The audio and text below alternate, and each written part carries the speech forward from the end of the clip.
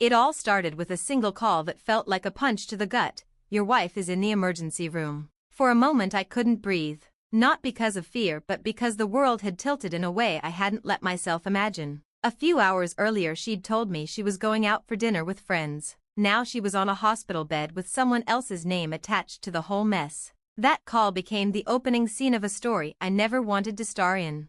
Driving to the hospital I kept replaying small moments in my head. The tiny betrayals that had added up until they were too heavy to ignore. The sudden attention to her appearance. The perfume that didn't belong to me. The way she guarded her phone like it contained state secrets. All the things I'd told myself were paranoia. I'd convinced myself I was overreacting. That marriage goes through phases. But as I walked into that fluorescent-lit ER and saw her lying there, fragile and furious, I realized how blind I'd been. She looked up when she heard my footsteps and instead of relief there was anger. "This is your fault," she mouthed, half lucid from pain meds and adrenaline. My fault. The audacity of it hit me harder than anything else in the room.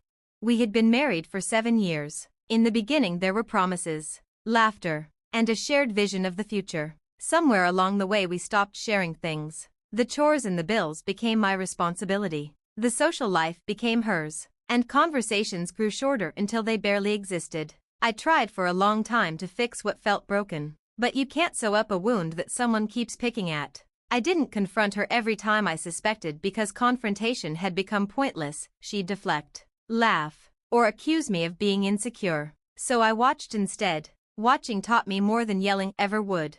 That night at the ER I learned the truth in blunt, clinical terms: concussion, bruised ribs, a fractured arm. Enough to be scary, not enough to be fatal. The man she'd been with? He walked away with minor scrapes. He was the kind of person who made noise and left when the consequences were real. When the doctors wrote down names and insurance details. When nurses asked about next of kin. She stared at me with a look I hadn't seen in years, a look of expectation. As if marriage were a contract obliging me to bear her every burden no matter how she found herself in trouble. "You should have been there for me," she whispered later, voice thin with pain and accusation. There was a strange reversal happening. The betrayer demanding care from the betrayed. The guilty asking for absolution in the form of money. A few days after she left the hospital she sent the bills. The message was blunt, almost mechanical: totals, itemized charges, and a note that read, "You're my husband, you need to pay." Reading that sentence, as if our vows included a clause for bailing out secret lovers, made something cold settle in my chest. I thought about the nights I'd stayed up worrying about mortgage payments, about repairs, about our future. I thought about the vacations she said were with colleagues but smelled of fresh cologne I didn't recognize. The bills were another kind of evidence, a demand disguised as vulnerability. I didn't respond at first because I wanted to be certain of my next move. Emotions that rush a decision are the ones people regret. I called the hospital, spoke to billing, and made it clear I was not financially responsible for her private choices. I explained the situation, not with fury, but with a steadiness that surprised even me. And they transferred the responsibility back to her. It took signatures and paperwork and a few pointed questions, but the paperwork was mercilessly honest in a way she refused to be. When she found out, her reaction was theater, outrage, tears, then a flurry of messages trying every emotional ploy she knew. "After all we've been through," she typed, "then how could you?" And finally, in a voice message that shook, an appeal that attempted to shame me into compliance. I listened to it once, closed my phone, and felt the old compulsion to defend myself fade. Defending had become pointless. The truth didn't require my voice. It required my boundaries. Friends and family chimed in, some offering sympathy, others judging. There were those who told me I should have been there for her despite everything. That marriage means standing by even when the other person stumbles. I get that perspective. I grew up with that reverence for loyalty. But where were those sympathies when I came home to cold dinners and excuses? Where were those consolations when I found the hidden receipts for weekends I'd never known about? Empathy is a two-way street. If you keep giving and the other side keeps taking, eventually the bridge collapses. The people who called me cold were the ones who had never felt the slow erosion of trust, and I couldn't carry their expectations any longer. In the aftermath I found clarity in things I'd neglected for years. For so long my identity had been husband, provider, fixer. Losing that illusion freed me in ways I didn't expect. I took back pieces of myself, mornings at the gym where the exertion cleared my mind, the return to a hobby I'd set aside for later, the quiet dinners where I cooked for one and realized how much I enjoyed the silence. Rebuilding wasn't dramatic. It was incremental. I learned how to sleep without anxiety, how to plan for myself rather than for a couple that no longer existed. Each small act of self-care was a stitch in the fabric of a new life. I also started documenting things, not out of spite but to protect myself. Copies of bills, photographs of questionable receipts, messages that didn't add up. I never posted anything online. I wasn't interested in public spectacle. This was about safeguarding my sanity and future. Knowledge has a way of leveling power, and the more I learned, the less I felt trapped. The discovery that her lover had left town shortly after the accident felt like a strange punctuation at the end of a paragraph I'd already read. He couldn't stand the pressure once consequences arrived. He dissolved into excuses and silence. That, perhaps, was the cruelest irony. The person she risked everything for proved to be ephemeral when the stakes were real.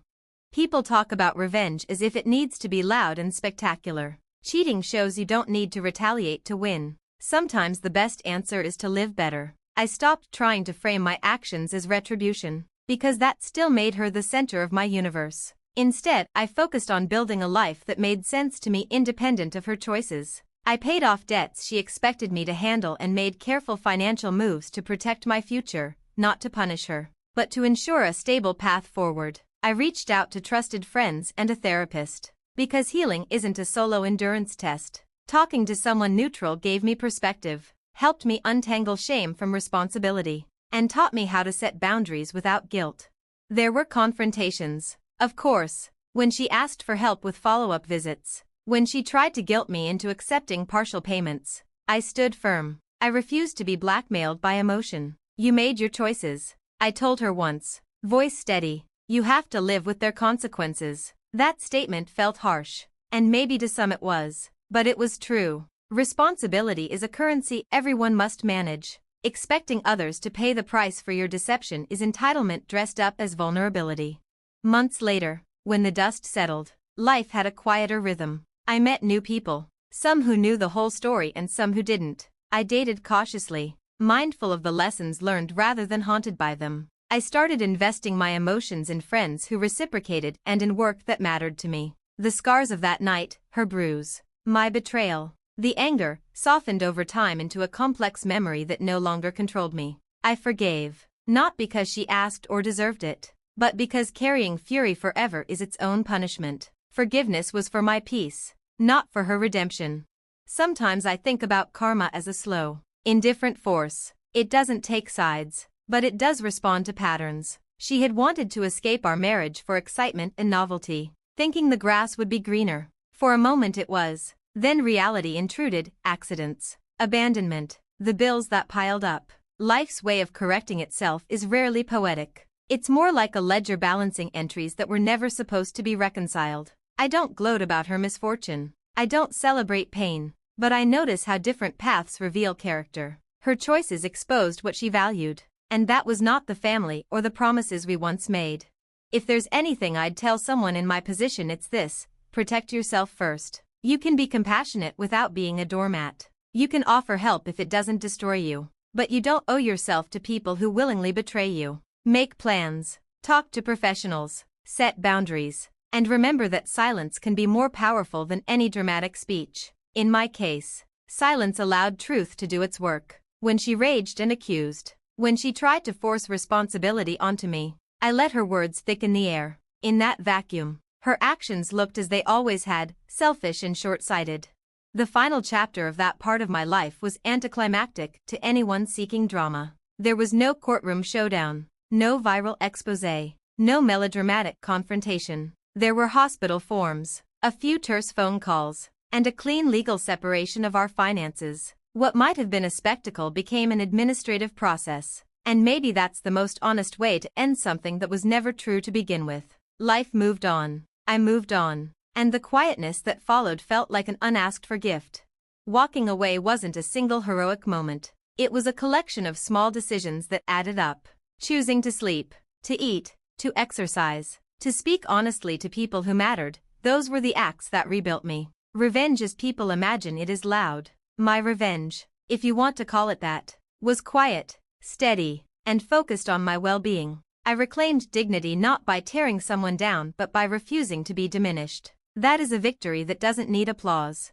So here I am, years removed from that phone call, and the memory of her lying in the ER is strange enough to feel almost cinematic, except I lived it. And it changed me. It taught me about boundaries, about the corrosive nature of secrets, and about how fragile the promises that bind us can be. It taught me that you can survive betrayal and that the life you build afterward can be better than anything you lost. If anyone is listening and wondering whether to forgive, to fight, or to walk away, know this: you have permission to choose yourself. Sometimes the loudest answer to betrayal is not revenge, but thriving.